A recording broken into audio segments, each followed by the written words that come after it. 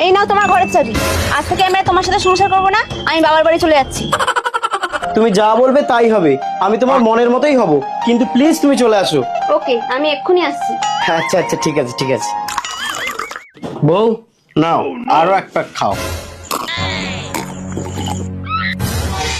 স্বামী, তুমি হলে আমার শখের পুরুষ।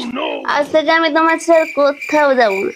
আমি যেটা চেয়েছিলাম তুমি সেটাই। কিন্তু বউ, এই মদের বোতলের ভিতরে আমি একটা এমন অমৃত মিশিয়ে দিয়েছি, আর কিছুক্ষণ পর আমরা না ফেরার দেশে চলে যাব।